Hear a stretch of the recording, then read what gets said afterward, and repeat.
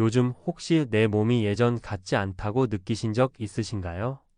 저는 40년간 노인의학을 연구해 온 한동철 의사입니다. 올해 75세인 저는 아직까지도 매일 환자분들과 함께하며 고령자 건강 문제를 깊이 들여다보고 있는데요. 지난달 새벽 2시 응급실에 실려온 79세 할머니 한 분이 저를 놀라게 했습니다. 평소 당 관리는 철저히 하시고 단 음식도 멀리 하셨던 분이었는데 갑자기 의식을 잃고 쓰러지신 거예요. 혈당 수치를 비롯해 온갖 검사를 다 해봤지만 아무 이상이 없었습니다. 그런데 그분의 식탁에 숨겨진 비밀을 파헤치다 보니 믿기 힘든 진실이 드러났습니다.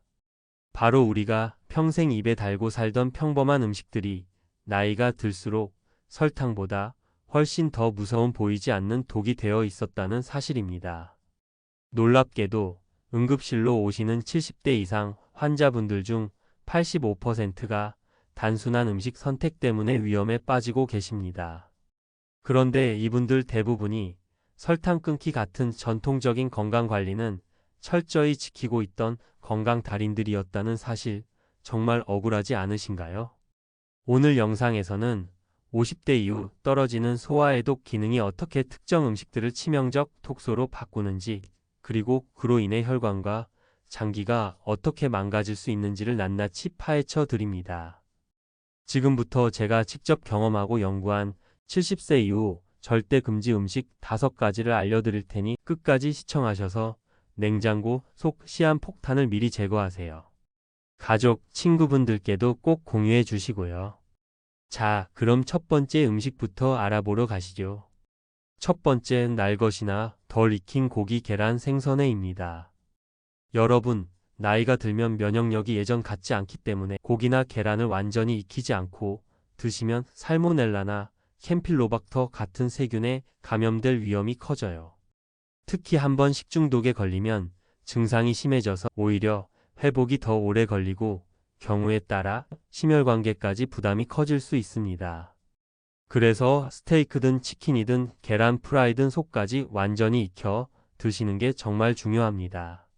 생선회를 드시고 싶다면 될 수 있으면 저염 좋은 살균 처리가 된 제품을 선택하시거나 맛은 덜하더라도 회 대신 익힌 생선을 드셔보세요. 두 번째, 냉장 델리미트나 파테, 냉육포 같은 가열하지 않은 육가공품입니다. 가열이 안 된 햄이나 파테에는 리스테리아라는 균이 숨어 있을 수 있는데요. 이 균은 차가운 냉장고에서도 잘 자라요. 평소엔 멀쩡해도 한번 감염되면 고열과 두통, 구토는 물론이고 신경계까지 침범해서 혼수 상태로 갈 수도 있거든요.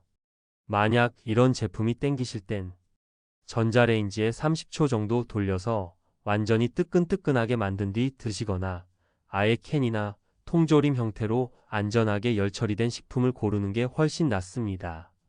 세 번째, 절임 육아 공육, 젓갈처럼 소금기가 많은 식품이에요. 젓갈이나 김치 같은 절임육, 그리고 소시지, 베이컨, 햄 같은 가공육은 어르신들에게 너무 친숙하죠. 하지만 나이가 들수록 신장 기능이 떨어져서 나트륨 배출이 잘 안 돼요. 혈액 속 나트륨이 쌓이면 고혈압이 생기고 심하면 심부전이나 뇌졸중 같은 큰일로 이어질 수 있어요. 짭짤한 맛이 그리우시면 허브나 마늘, 레몬즙을 살짝 더해보세요. 또는 저염 간장과 식초를 섞어 소스를 만들어 드시면 나트륨 부담은 줄이고 맛은 살릴 수 있습니다. 네 번째, 설탕이 잔뜩 들어간 음료와 과자입니다. 단맛이 당기실 때 달달한 음료수나 과자를 찾기 쉽지만 추가당이 많으면 혈당이 확 올라가요. 나이 들면 인슐린 분비도, 인슐린에 대한 민감도도 떨어져서 당뇨가 생길 위험이 훨씬 높아지죠. 또 치아 건강도 나빠지고 체중 관리도 어려워집니다.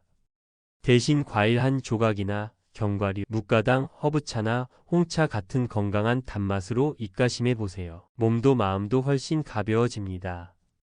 다섯 번째, 포화지방과 트랜스 지방이 많은 튀김 가공식품이에요. 치킨 튀김, 감자튀김, 도넛, 빵집빵 등 바삭바삭한 튀김 요리는 맛있지만 이 지방들이 혈관 속에 쌓이면 나중에 동맥경화가 생기면서 심근경색이나 뇌졸중 위험을 크게 높여요. 게다가 나이가 들면 혈관 탄력성도 떨어지기 때문에 작은 문제라도 큰 사고로 이어질 수 있거든요. 튀김 요리가 당기시면 올리브유나 카놀라유 같은 불포화 지방으로 해 먹거나 에어프라이어로 기름을 최소화해서 조리해 보세요. 바삭함은 유지하면서 건강 위험은 줄일 수 있습니다. 바삭함은 유지하면서 건강 위험은 줄일 수 있습니다. 늘 여러분의 행복한 삶을 위해 애쓰겠습니다.